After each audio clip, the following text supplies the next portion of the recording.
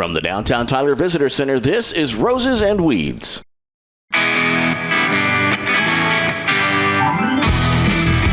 Well, hello, everyone, and welcome into Roses and Weeds. You're now hearing from the entire communications team. My name is Bob Malden. We're going to go around and introduce the entire team here in short order, but first want to welcome in everyone who is now able to watch the podcast of Roses and Weeds. We have a camera in the room here that's going to get all the shots and all the folks, and of course, let's start over here with Julie Goodgame and Adriana Rodriguez-Nelly to introduce themselves. I'm Julie Goodgame. I am the communications director for the City of Tyler, and you know me from many past episodes. And I'm Adriana Rodriguez. I'm one of the public information officers for the communications department. And then I'm Peyton Weidman. I'm also a public information officer for the City of Tyler. I'm Luann Campbell, and I also am a public information officer for the City of Tyler. And you might see our titles as PIOs, so that's what it officially stands for, Public Information Officer. And you guys do work in different areas, correct? Yes. Yes, we do. We're kind of split across the different departments for the city. Julie has us over different areas that she thinks fits our strengths. Yes, and you are now, so really you're subject matter experts for these areas, and that's going to be very important on today's episode and why we've brought you all together, gathered together today. But first, back to you, Bob. Well, I'm the multimedia producer for the City of Tyler, so I produce video and audio projects. This podcast, of course, is one of those, and I've been the only host that's been on every episode of the podcast except the last one. Yes. And that dadgum COVID got me, and I had to miss, so I was not on the last one. But let me tell you, Adriana and Julie did an excellent job of hosting that podcast, and I loved it. Although you had to spend like 3 hours editing it. Hey, it was something to do while I was sitting at home, bored, and feeling useless. So Maybe I was not able so to. great, though. It was something to do with the day. But moving right along now, we do want to get to part of the reason that we're doing this way, where you can see it and where we have the entire team here, is because we have something really exciting that we want to tell them, don't we, Peyton? We sure do. So, coming up on January 18th, the City of Tyler's Facebook is going to be having a live show, and you're seeing the cast right here. It's going to be us, PIOs. It's going to be called From the Inbox, just like this podcast episode, where we're going to be talking to you just about what's going on with the city, different events, different projects, from roads, sewer to parks, everything that you might be interested in that's coming up. And like I said, that's going to be January 18th, and we're going to be starting at 9 a.m. And we're also going to be answering some of your questions. So if you have questions for the city that have been bothering you your entire life, you can put them in the comments and we will answer it live for you. And that's kind of what we're going to be doing today. We picked the top questions that we had this year, throughout the entire year, throughout every single department, and we're going to answer them all for you. And we're kind of working on the capability during the live show, because one of the cool things about doing a live stream on social media is that a lot of times we can address and answer questions almost immediately, and so we'll be able to get some of your comments in on that show as well. That's something we're working on being able to do. May not be able to do it right out of the box that first episode, but it is something that we're hoping will be part of it. Yes, and if you leave a question that we're ever unable to respond to during the live show or at any time, we will always get back to you. You can message our Facebook, City of Tyler, Texas, or you can write us in at publicrelations@tylertexas.com, and Tyler, Texas, all spelled out. That's one great thing about this team, by the way, is they answer every single message that comes in. So if you ask a question, you're going to get an answer. Or you'll get a whole podcast episode about it. That's right. That has been known to happen. So anyway, from the inbox today, we're actually doing that. We're actually answering some of the biggest questions we've had throughout the year of 2022. And I think the best thing to do is just dive right in and get some of these questions, Julie. Let's do it. Okay, so we're going to start with some of our infrastructure questions, because, and I know that's a big word, but people write into us all the time about their roads, their streets, drainage, all of these things, what's happening. And one of the ones we get often, and Tyler is a growing city, so we have a lot of construction going on, is why has my road been shut down or under construction for this very long time? And so, Luann, since this is your area, your expertise, what are some of the top reasons that causes construction like that to seem to last forever? Well, definitely Mother Nature does have her hand in that. Rain and temperature have a lot to do with when we can lay asphalt. If it's too cold, we can't lay it. If it's too hot, we can't lay it. So Isn't that temperature around 80 degrees? Isn't that what you were telling me the other day? between 50 and 90 is what I've read and what I've been told. So yeah, it has to be a ground temperature and ambient temperature. I'll have to work out, and there has to be about 3 days of that in a row. So sometimes it's hard to get that 3 days in a row, especially when we're going to do asphalt enhancements or any sort of paving. But another reason is there's large projects going on right now in the city of Tyler. One of those is down south on Cambridge Road, and it's a beast of a project. It's a long roadway. It goes from Broadway all the way up to Is that Jeff Davis? Jeff Davis, thank you. Yeah. So it's quite a sprawl out there, and this used to be a county road. So we're taking a county road and a section of a neighborhood, this neighborhood in particular that was annexed into the city, and we're making that county road a city road. So our city has construction standards that we have to abide by, and we have to build our infrastructure too. And this particular project is highly involved because it doesn't involve just the surface of the roadway. It involves what's underneath the roadway, which is water pipes, sewer pipes, drainage infrastructure. And to get down to all that, it takes some time to dig all that up, replace it all with the stuff that we need to be under there that meets the construction standards we have here. And it's weather dependent again, and its supply might be an issue. So there's a lot that can be involved in that. And also when you dig up a road, you never really know what's there. It's kind of a puzzle sometimes to take apart, and we have other utilities under there too that don't belong to us. So we have to coordinate with other companies like AT&T or the gas company or the electric company to move their stuff if they need to, or at least tell us what's there and what we can do to avoid it or cover it back up, or whatever we need to do to make that happen. A good example of that was the Rice Road drainage sinkhole we had recently. Yes. So if you want to talk about like all the utilities we had to move. Yes. Well, we found a sinkhole. It was reported to us, so we went over there and checked it out. And yes, in fact, the pavement was cracking and going into the ground. Lo and behold, there was somebody had a contractor or a cable company had bored through one of our storm drained systems that was under the ground, and that was taking in dirt, also letting out water that wasn't supposed to be there. So it was just this perfect storm of events that happened over a long period of time underneath the ground there, and it just fell through, and we had a sinkhole there with lots of stuff going on. We had a brick manhole that was there probably from the 60s. The infrastructure there, the water pipes, the sewer pipes, everything was all there, and including some cable lines because Suddenlink's right there, and some phone lines most likely. So we had to coordinate that with a lot of other outside agencies before we could really get everything replaced and dig down as deep as we needed to get to the root problem of that. So we got there. We replaced everything we needed to replace except the ongoing work that's going on the sewer line. And since we uncovered that sewer line, it made sense for us to go ahead and replace it now, rather than just cover it back up and have to go back in, next month or next year. So if we have it open now, we're going to go ahead and take care of it.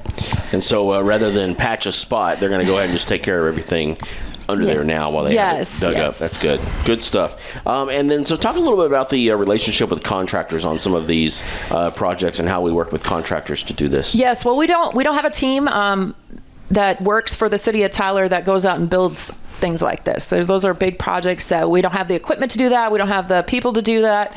So we hire local companies from around this area usually that have that expertise that can dig up a whole entire road from point A to point B and uncover all the lines and all of that stuff and do a preliminary study of what's there and what needs to happen.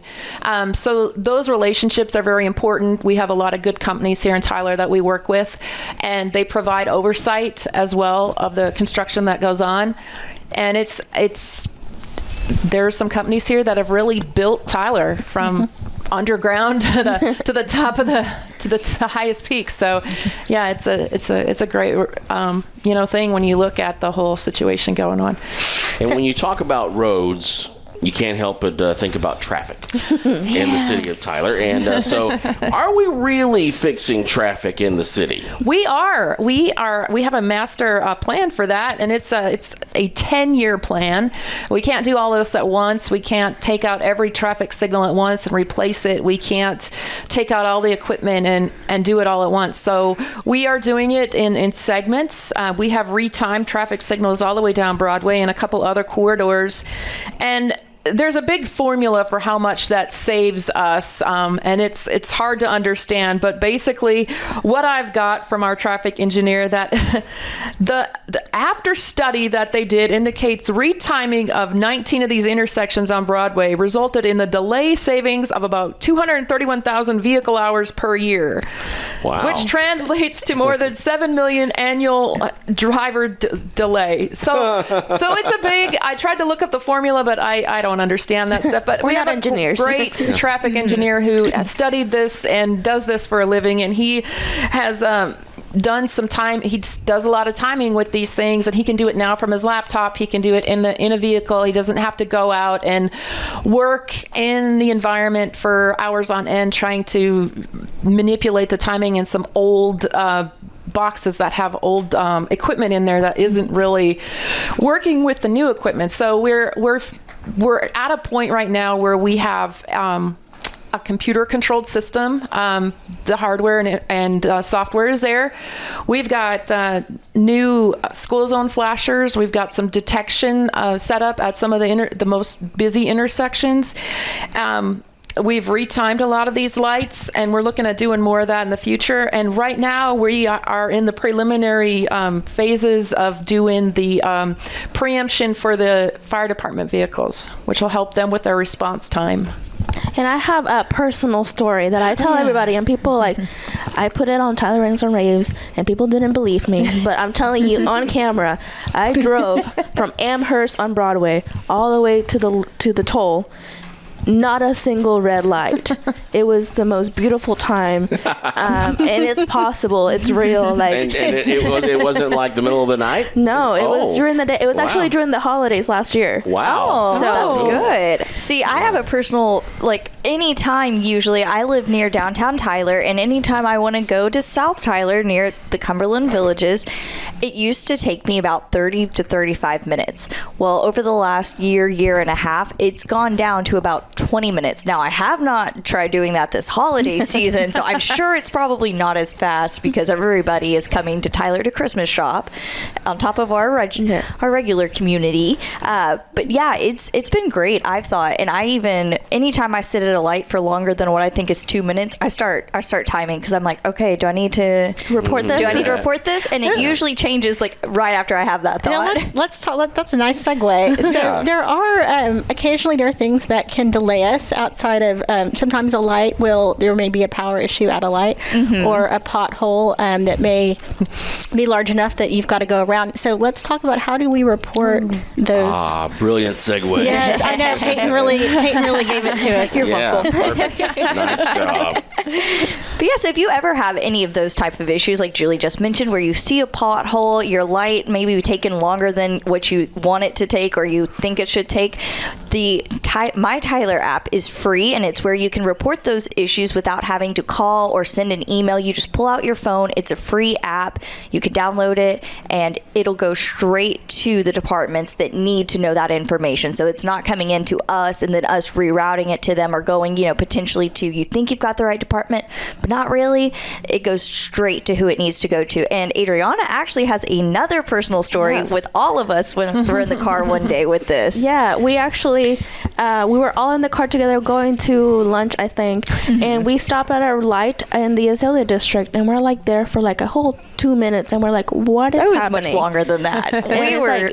It was just not changing. So I pulled up my app and I reported it, and it showed you it has location, so the app knows where you're at. You don't have to figure out what street you're in, and before we were even done with lunch, I had already gotten a call from one of our people in the engineering department, and they told us that, which I didn't know this, that sometimes if people park on the side of the road and they're in the way of the detector, then the detector gets kind of off balance because now it's reading cars as objects, and it doesn't react to actual cars anymore. So that's what happened there. Wow. Yes, that does happen. That is neat. That is a good thing. But so I learned something new, and the issue was fixed, and it was great. And then later that week, I had another one where I think the red light was off completely, and I reported it again, and that same day it was fixed. Yes, residents of Tyler, we do patrol the streets for you and report all the issues.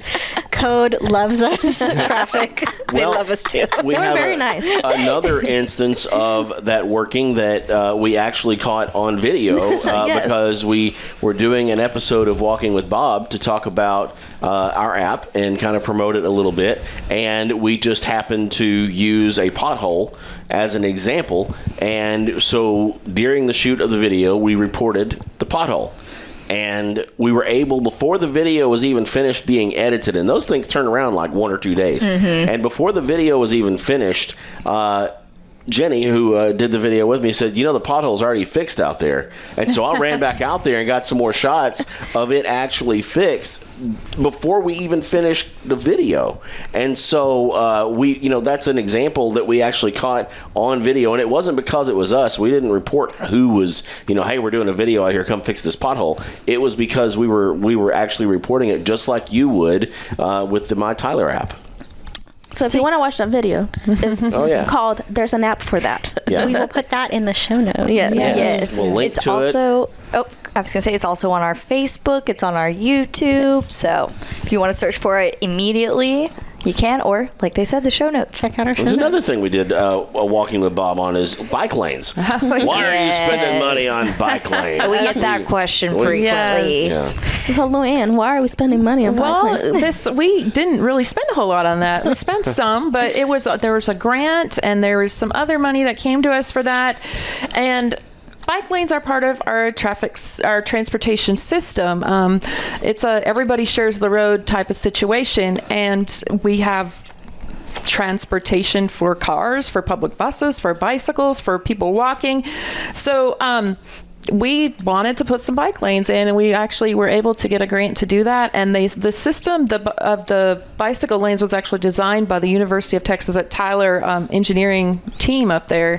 They came up with this idea, and it connects all the colleges, Texas College, UT Tyler, and TJC together with a central hub that we call it downtown, and it's been great. There are some questions that come in from that time to time, because sometimes the bike lanes, are painted on the street, and it may look like the road isn't wide enough anymore, but you are allowed to drive in those bike lanes if there's no bicyclist there. You can also park get over there. to the side. You can park there. So it's part of our transportation system. It's part of the rules of the road. Bicycles are allowed to use the road, so that's it's not bicycles are allowed. It's they should. They correct? should, yes. They should use the road and be to the far right of the road. So that's why they're there. They also, the bike lanes give a segregated area for the cyclist. It all, with the studies that have been done with our traffic engineer, even in his expertise in that, it highlights the bicyclist. It lets us see them a little bit better than if they were just not in a designated area. So that's why we have them, and we're enjoying them. Yeah, I feel a lot safer, honestly, because we bike quite a bit, and it's been really nice having a space where I know that drivers are looking for me. So I really appreciate that as a frequent bicyclist. I'll just say, as a driver, I appreciate it because it keeps me mindful to think about that. Because we do have a big bicycle community in Tyler, and so we want everybody to be safe. So I think this is a good way to just make people be more mindful and give bicyclists that visibility. Give them part of the road. They need it. Yes, exactly. You worried me when you talked about you are able to park in those bike Yes. lanes. But it brings to mind the scene from Wayne's World where she's driving along and she's waving at Wayne, but she's not looking where she's going. She's on a bicycle and she slams into the back of a car. Just everybody be careful. Don't be waving at Wayne when you're riding your bike, and none of that will happen. Look out for each other. Follow Right. the rules of the road. All right, Julie, you want to get this next one here? Okay, so Last question. Last question. last question. Oh, yeah. Last this question of this segment for Luann. I know we've been grilling you about roads. Yes. That's okay. But one we get a lot is, why is my street so rough now that you fixed it? So you went in there, you fixed it. I don't like it as much. What's up with Well, that? does happen. There's several different surface treatments that we can use to repair roads and also extend the life of roadways. This is done by what we call a pavement condition index. It's a score that's given to all our streets every few years. Also, our technician that specializes in this asphalt enhancement program, he'll go out and drive some of these routes. But there's different surface treatments for it. One is just called overlay. It's a thick coating over the road. It's about 1 inch to 1.5 inches, maybe 2 inches, and that's for roads that are deteriorating quite a bit. And it seals them, seals all the cracks, puts a new surface on it. So it's going to be rough for a while because there's aggregate in there, there's gravel in there, and there's oil in there. And then there's also seal coating, and seal coating is it's a thinner surface, but it is a hot oil mix, and then they put some rocks over it, and those rocks over time will sink down into the oil, but it takes a while. So yeah, cyclists do not like seal coat because it's a little rougher. But over time, it does smooth out. And then you end up, of course, with a nice, smooth road. Good stuff, Luann. Well, coming up next, we're going to cover a lot more topics, but we're going to do it in a fun way. We have a game. It's called Not It. Yes. How does this game work? Well, give me a little preview of how it's going to work. Well, you're going to ask a question. Yeah. And we're going to tell you, that's not us. So the answer to every question is not it. Yeah. Okay. That's an interesting segment. Stick around. That's coming up next here on Roses and Weeds from the Inbox.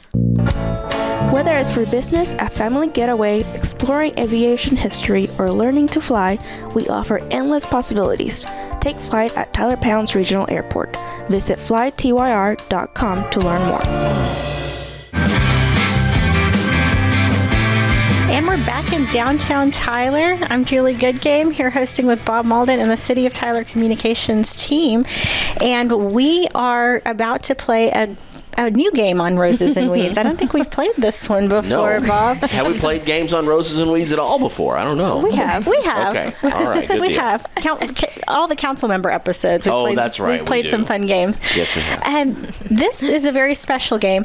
So in the inbox, we frequently get questions, right? And a lot of them are city specific, but some of them are for entities that actually are not the city. And so this is a game that we will now call Not It. We are not it. But we always try to help those who contact us and those who write in through any of our channels. We always try to and explain to people processes and help them understand who is it. So that's what this is based on. We're going to give you some context about the questions and help you better understand who does what in the city of Tyler. I guarantee you, if you ever write in, they're not going to respond, not it. So Tempted, but we have not done that. for We will the- get fired. Yeah, for the sake of fun today, we're going to say not it. Yes. But if you write them, they are going to give you an answer and help you find the right answer. But this helps you, I think, understand what it is that we do and what it is that we don't do. And so let's get started with Not It. Okay, first question. City of Tyler, my street light is out. When are you going to come fix it? Not it. All right, so explain to me who is it and who do I need to get in touch with to get this taken care of? Well, we are going to direct you to Encore. Encore is the electric provider here in the city of Tyler. So we're going to give you either a link to their website or give you a phone number to call. You can Google that. It's pretty easy. Just Google Encore. Their whole thing will come up. You can report your street light out or your power outage and go from there. It may even already have that there's a power outage in this area and what the estimated time is to fix that. So it's a very informative website. It is. And during major weather events, we always try to put that information out on our social channels. So even if you're not following them, if you're following us and you have a power outage, check our channels during a weather event, and we'll usually have that contact information up. So we still got you, but we aren't the ones that actually are going to come out and fix those lights. And the same, if there's a pole down or a cable that's on the street, we will try to contact Encore, but at the end of the day, it will be Encore or AT&T or whoever owns the pole and the line that will have to fix it. And just an interesting fact for you, city crews cannot touch other utility companies' lines, power poles, those types of things. It's a liability, so that's why I know it would be better to just easily have somebody come out and fix things, but that's why we tell you here's the correct person to contact, or we'll contact them for you sometimes. Oh, we're getting another email here, and Julie, we have our next question. What is it? Okay, City of Tyler, why are you letting insert organization here do an event on the square? Oh, why are we doing that? All right, so first, even though the downtown square is in downtown Tyler, the city of Tyler does not own it. It's actually owned and maintained by Smith County. And so Smith County, all you have to do is go to their website and submit that you're wanting to have an event. So that's why you might see an event that you personally don't agree with, but because everybody's trying to follow the law, that's why certain events are allowed to take place. So as long as it's speech that is constitutionally protected. Yes, that is right. Yes. But definitely not it. But not it. That's right. Not it on that one. Don't on the square. We're getting another message here, Julie. This one is a frequently asked question here.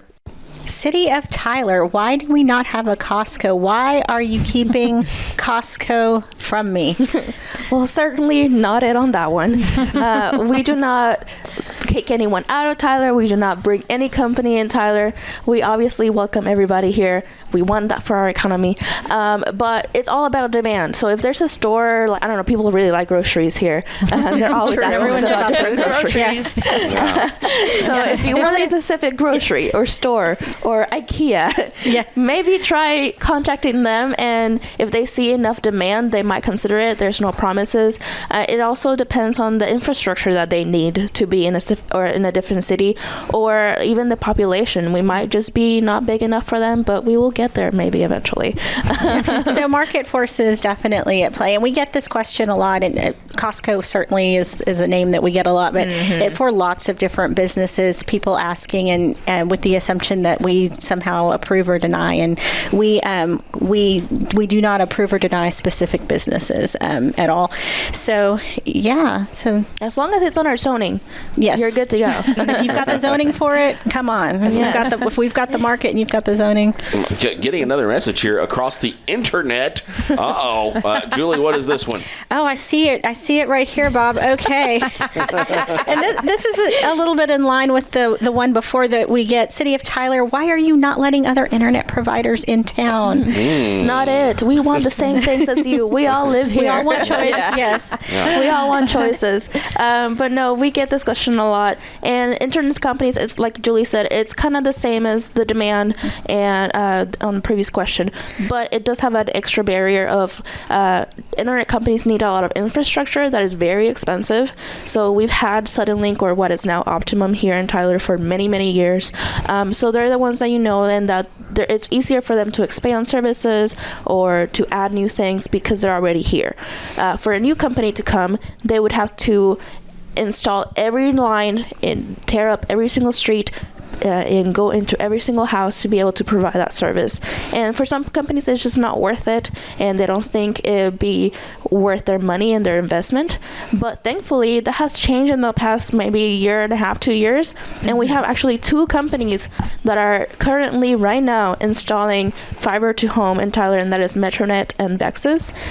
So the choices are coming, and we're very excited about it. And it's really not even the choice just for the sake of wanting wanting to change. It's wanting to have that choice so that if something's not working, we can call up our current internet provider and threaten to switch. Leverage. Market forces. Yes.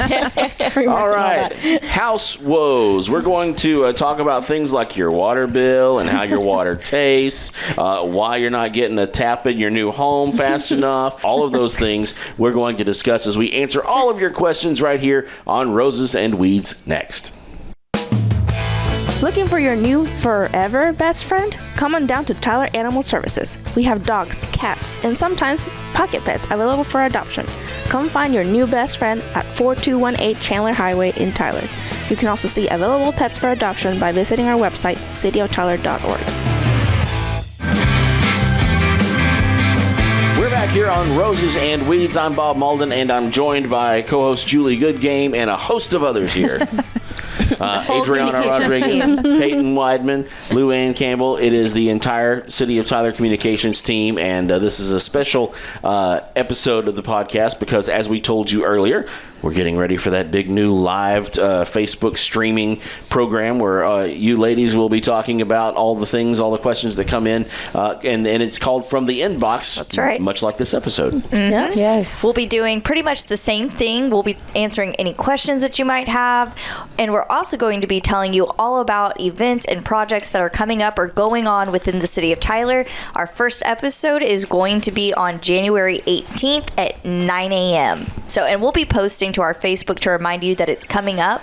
And so be sure to tune in. And if you follow us, you'll get a notification as soon as we start. Yep. That's right. We will let you know. This segment is called House Woes, and I love that because Adriana and I have a favorite show right now where woe is in every title of the episode. I love it. Wednesday, if we can plug that. I don't know if we can or not. But anyway, Julie, our next issue having to do also with water. So another question we get quite a bit, and oftentimes it's cyclical around either seasonally or when we do maintenance to the system, we'll get questions about taste or smell of water, and we'll get write-ins about, I don't like the taste, I don't like the smell. Is it safe? So, Luann, can you speak to taste and smell? Our water comes from Lake Tyler and Lake Palestine. So like certain times of year, like Julie said, there'll be an uptick in the amount of geosmin that's found in this water. And geosmin is naturally occurring. It occurs in nature. It's what you would taste in like beets or spinach. I know Mushrooms and wine. That too, yes. Lots of hors d'oeuvres. Yeah. It's a dinner party. A dinner party in a glass. So we try really hard out at the plants to take all of that taste out, but sometimes it's impossible when there's, a high amount of it due to the time of year or what the weather is. So you may get some of that taste in your water. And it's earthy, right? It's very earthy. It's an earthy taste. It's an earthy so that's what that is. It doesn't mean that anything's wrong with your water. It just means that you either don't like that taste or you're very sensitive to it and you don't prefer it. Again, there's nothing wrong with your water. There's some things you can do to it to get that to go away or to minimize that. And one thing you can do is put some lemon in it. Of course, you can filter it if you need to do that. Another thing you can do is just chill it. Put a picture of it in the fridge. Let it chill out a little bit, and it should take care of some of that for you. I always put ice in my water, and I never taste anything weird about it. I think just something about it being colder does help. Yes. Okay, and so here's another question, and this one came up rather recently, and it was a good question that we got because it actually did, in this instance, this last year we had a siren malfunction, and so we didn't actually have a warning siren. But what the question that was asked after that was, why can I not hear the outdoor warning sirens generally? And I was actually surprised at the answer as well. I learned something too about this. But so, Adriana, why don't you speak to outdoor warning sirens? Yeah, so I actually didn't know this either. Like the first time I got this question, I emailed our police department, our fire department, and asked them, hey, like this person says they can't hear their warning siren inside their house. And our fire chief informed me like they're not meant to.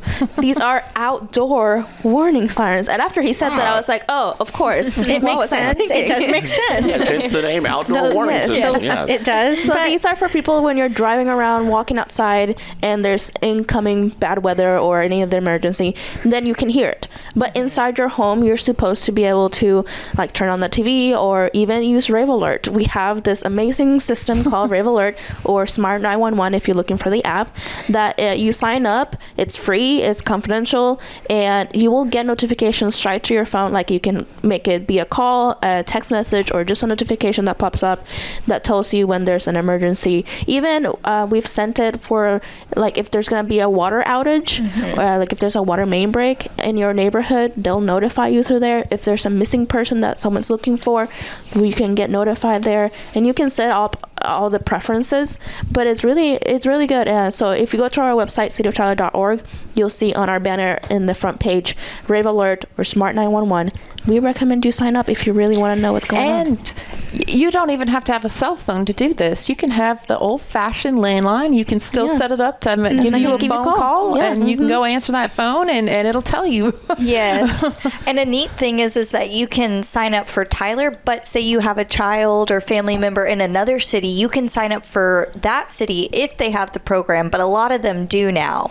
And so you can receive alerts about your loved ones and where they are as well. I will say after I've been using it, and especially over the last few months, as we have had weather events and breaks, and to get those all of the time, it's really nice because it allows you to plan ahead. I never worry about where I am. I'm going to hear my phone or I'm going to hear it. So I can't recommend that service enough. I should have been using this a long time ago. I didn't think about that option of being able to like get it for like where your kids live. Yes. And you know, my mom was very weather proactive when I was younger. She would, I would be on the radio doing the tornado warning. I would be telling people there's a tornado warning. Meanwhile, the emergency line is ringing on the phone, and I get done and answer that. Did you know there's a tornado in the area? I did. I love my mom. She's very on top of it. You can set up Rave Alert all the way in Puerto Rico. What's going on with her? Yep. You're good. Okay, my neighbor has a loud dog, or there's loud cars in my neighborhood all the time. Do something. What do we do? Okay, so first of all, we have a city ordinance that talks about noise violations. So there's not going to be a need to call animal services if it's a dog, or the city, or code enforcement. You want to call the Tyler Police Department's non-emergency number, which is 903-531-1000. And if an officer is available, they will send him out to come check it out. And remember, we have this ordinance, so it does have restrictions in place on how loud the noise has to be. The officer will come to your home and measure from your home because you're the one making the call. And so based on certain decibel, I believe it's like 0.75, which probably doesn't mean much to us, but the officer will understand, and he'll verify. And if that noise is louder than what it's supposed to be, they will go over and address it. I know we've received some questions lately about businesses, and that works for businesses as well. It's not just pets. It's not just, I hear a loud car driving by or my neighbor's being loud. So it's also for businesses. And like I said, the Tyler Police Department's non-emergency numbers, who you want to call about that. So that's 903-531-1000. But again, it is all regulated by ordinance, so it's a really good idea to go online and read the ordinance and understand that. So we talked about the dogs barking a little bit earlier, and is that a reason to call animal control? No, if you are concerned about an animal's welfare, please, yes, call Tyler Animal Control. They will come out and do a check on that animal. But the Tyler Police Department, they are the ones that handle noise complaints. So that's why you want to call TPD if you're hearing a loud dog bark that you think is so excessive it's breaking that ordinance. Ooh, do they take the noise meter for the dogs too? Mm-hmm. Yes, wow. They do actually. We've gotten several messages about dogs barking and late at night and the frequency. We do get a lot of them about the cars being too loud. Those are harder to measure because once the car is gone, it's gone. You can't do anything about it unless it's your neighbor's car or they're racing around in circles. Then PD will be able to address it. Yes. Otherwise, cars, that's one that it's very hard to measure and address. Yeah. Yeah. Okay, so definitely good stuff there. And there's another one here about animals, and this gets a little morbid, but I found a dead animal in my yard. What do I do? We have some stories about what not to do, I think. Yes. Right? Happens more often than you would think. Yeah, that's why it's on our frequently asked questions. Yes. Who in here has found a dead animal in their yard? Me Oh, twice wow. in 1 year. So the first one, I was at work, and my boyfriend calls me, and he's like, "There's a dead rooster in our yard." A rooster? Yeah, I think he got shocked with the power pole or something. I During don't a know. storm, wasn't it? Yeah. So I'm like, okay, well, let me call animal control and see what we can need to do. He's like, oh no, I already threw it in the ditch. I'm like, what do you mean you threw it in the ditch? You're not supposed to do that. He's like, well, I didn't want it in my yard. I was like, well, don't do that in the future. Now we can't do anything about it. But then the second time this happened, it was another dead animal, and I was home this time, so I was able to teach him how to properly handle this, which is you have to put it in a bag, put it in your curb, and call animal control, and they'll come pick it up. His way just caused problems for us all later. Yes. Only water in the water inlets. Yes, please. Only water in the water inlets. And then if there is a dead animal impeding traffic, if you see one on the roadway in the middle of the road, you can call the Tyler Police Department to alert them. Once again, please call that non-emergency number, 903-531-1000, and they will send somebody out there to take care of it. But that's only if it's impeding traffic. If it's off to the side of the road and out of the way, they're not going to come and address it. But you can call animal control, and if they're available, they will come and take care of that. Well, I have a feeling in this next segment we're going to hear from Adriana a lot. We're going to be talking about quality of life when we return here on a very entertaining episode of Roses and Weeds. It's called From the Inbox, and we're back in just a moment. Skip the line and avoid late fees. Tyler Water Utilities offers several convenient ways to pay your utility bill. Leave a check or money order in one of our 2 Dropbox locations at the Water Business Office, 511 West Locust Street, or the Rice Road Brookshire's Grocery Store parking lot. Visit cityoftyler.org for our pay online options, or go to Tyler Water Utilities webpage where you can sign up for AutoDraft and see our list of authorized payment locations.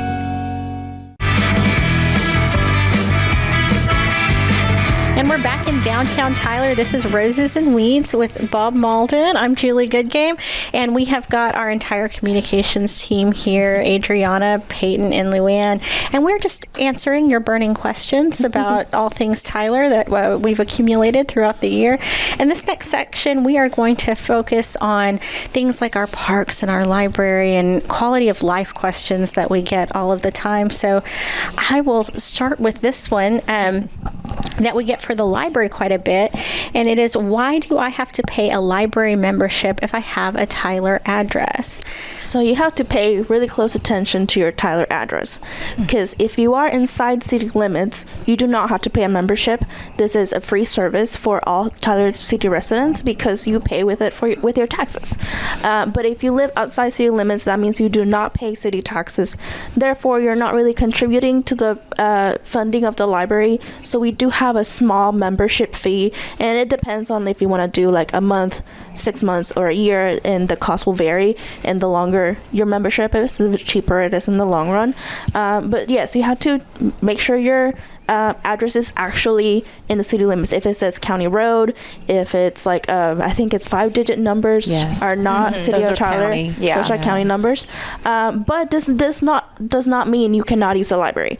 So even if you're outside of city limits, if your kid goes to a Tyler ISD school or a school inside city limits, you can still go to the library free of charge and rent out books and everything. But also, all our programs at the library are free. No matter who you are or where you come from, you do not need a membership or a card to visit our library and to just enjoy our programming or even read our books. The only reason you need the card is to check out books or to access some of our online materials like Cloud Library and some other apps that we do have. So pay really close attention, because just because it says Tyler doesn't mean it's part of the incorporated city. That is fascinating.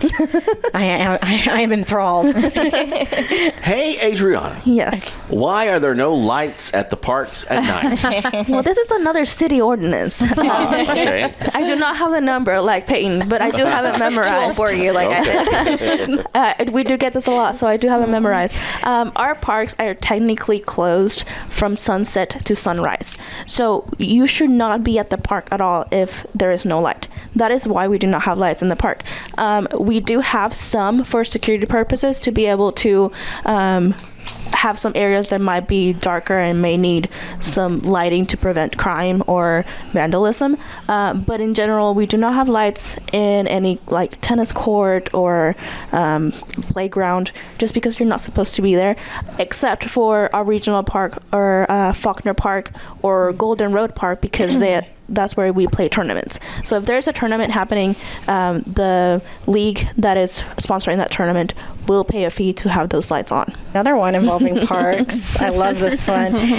Where are all the pickleball courts? When am I getting more? Because I love. Yeah, they're taking over my tennis courts. Y'all are taking over my tennis courts. Me some pickleball. Pickleball. So pickleball is like a version of tennis that's a little bit more friendly for those of us that do not know how to play tennis or are not able to play tennis. Who are not Now I'm interested. not as fast moving a sport. I have found it's more leisurely. Yes, but we do have a huge fan base of pickleball players here in Tyler, and we hear you. We know you're there. We're here to serve you. I'm one of you. I'm with you, people. We actually already have 3 pickleball courts. We have one indoor at the Glass Recreation Center in Waldrop Park. I believe there's a group that meets on Fridays too to play. So if you're interested, just call the Glass Rec, and I'm sure they can tell you all about it. They have a whole schedule. Oh my goodness. Is it a teaching group? Because I might need to go learn. They will teach you. Okay. Yes, they I'm sure want they more will. people. We do have one at Faulkner Park in our tennis center area, and we recently added one at Burkeville Park in our new tennis court / pickleball court behind the big stage. But that is not all. We're adding more. What is that commercial? the guy with the beard. But that's not all. Pickleball for all. Yes.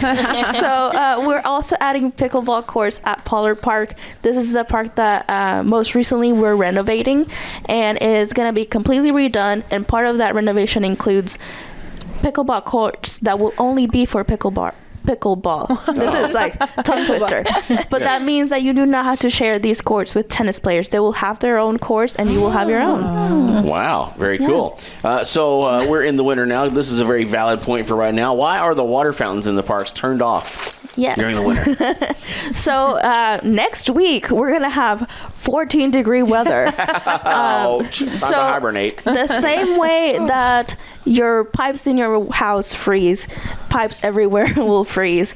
So the reason we turn off the water fountains and even close the bathrooms and turn off the water in the bathrooms is because we're trying to prevent pipe from bursting. So it will be inconvenient for a little bit, but it will actually be better in the long run, because if a pipe bursts, it will be closed for even longer. So as long as temperatures drop and go under below freezing, we will unfortunately have to turn off water in all our parks. Just bring your water bottle. Make sure you plan your trip before and after you go to the restroom, and you won't have to use it. I think thankfully we have enough gas stations around parks that hopefully you're able to find a location during the season when our bathrooms are closed. But stay hydrated. Just because it's cold does not mean you do not need water.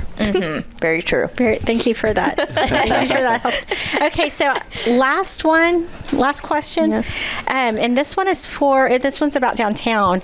We get this one a lot. Why are there so many abandoned buildings? Okay, so it might look like there are a lot of abandoned buildings downtown, but lately over the last couple of years, they've been getting purchased. And I know several of the owners of these buildings were waiting for downtown to get this National Historic District accreditation, because with that, there opens up more grant funding for these businesses to be able to more easily revitalize. So like, for example, the Carlton Hotel, that one was purchased back in 2021 by North Growth Development, and they're going to invest $30 million to redo the Carlton Hotel and modify it, and it's going to be an apartment complex once they're done working on it. And But it's already started. They actually have started demo, and so right. there's work happening right now. There is. It's just harder to see when they're inside the building and they're not tearing it down because, like I said, it's going to be apartments again. So, yes. And then, where was that other one we were just talking about? Oh, the old Greyhound bus That's station. right. Yes, that one was waiting on, like I was just talking about, the National Historic District. And so now that we received that back this summer, I know that they're planning on getting into that building and starting to remodel it. But then there are also plans to demolish buildings that are substandard and that we think will create a public health and risk. So we have the old Tyson home that one has been marked for demolition. Yeah, and it's not just those three. We have multiple buildings. yes. I believe there's about 7 or 10 at this point that look bad right now, but they have been purchased. They do have plans, and they're working on it actively. And in the next 3 to 5 years, downtown is going to look completely different. We were talking about earlier, like the past 3 years, downtown has changed. It really has. I used to work in the theater at Liberty Hall, and at night, having to walk after a show, it was kind of scary because there was nothing happening. But now, like, no matter what time you're downtown, there's people everywhere because there's Andy's, there's cafe, there's different restaurants, and we have a new apartment complex and a new townhomes just right beside City Hall. Our new neighbors. And those are brand new and completely full. They actually have no vacancies at this point. Wow. Yes. And then speaking of changes, I mean, the Smith County Courthouse was approved. So the current courthouse is going to be demolished eventually, and a new building is going to be built at a different location, still near downtown, though. And so that's just going to completely change. So there is a lot going on downtown, even though you may not be able to see it if you're only coming down here after 5 p.m. or on the weekends, because those aren't business hours. So just know that there is a lot going on And downtown. we also have our program with Tool Design. Yes. That we're working on them too. That's going to be more about streetscaping and parking and more green space. We're going to be evaluating those one-way roads and see if they need to stay one way or if they can be turned into two ways. We started a pilot program last winter of turning some of these lights into flashing lights instead of regular traffic lights, and it worked out that people liked it more, and it was more efficient for riders to have to only stop at a stoplight instead of a stop sign instead of an actual light. So we're working on that as well. So downtown is a poppin'. Yes. Plans have been made, properties have been purchased, so it sounds like there's a lot that has happened and will be happening. And I think, to your point, over the next couple of years, be paying very close attention. There's going to be a lot of really cool things, and even a couple of things in the pipeline that we really can't talk about. That's right. now. That's right. We have secrets. We have secrets. And But you can hear about them in our live show that starts in January. That's right, you sure can. Yeah. So Nice. one more plug for the live show that's coming up January 18th. That's a Wednesday at 9 a.m. From the Inbox is what we're calling it, where we're just going to be talking to you, answering any questions you may have about the city of Tyler, and telling you what's coming and what's going on for 2023. And From the Inbox is the name of this episode, which we are wrapping up right now. And I'd like to say thanks to Luanna Campbell and Peyton Weidman, Adriana Rodriguez, and, of course, Julie Goodgame, all for being here and bringing you this segment, this show, really, which was all about your questions and things that we get asked throughout the year. And, it doesn't stop here. You have now opportunities with From the Inbox, the new series, and of course here on Roses and Weeds, that we'd love to get your ideas for topics of the show, and to get your information onto these shows, what it is that you want to hear about. How do they reach out to us, Julie? Well, you can always DM us on social media. We have all of the channels. We are everywhere. Just type City of Tyler and you will find us. Look for the logos. You can also email us at publicrelations@tylertexas.com. Tyler, Texas is all spelled out. And again, follow us like us, rate Tag us, Roses and tag Weeds. us. Yes, That's right. Write things online and tag Roses and Weeds, and maybe we will appear. So, so many ways to talk to us. So many ways. Well, it's been a great episode. Be sure to watch for that new series coming, streaming live in January. And for all the team here, my name is Bob Malden. Thank you all so much for tuning in, and we will see you next time. Bye. Happy holidays. That's right. Oh, there's our council member. He's at the window. If he stands right about there, scoot over that way just a little. This way, walk this over. way, Yeah, this brother. way. Okay, there we go. Now I can get him. There he is. Now wave at the camera right there. Councilman Stuart Haney walking by here. You never know who's going to walk by downtown. Yes.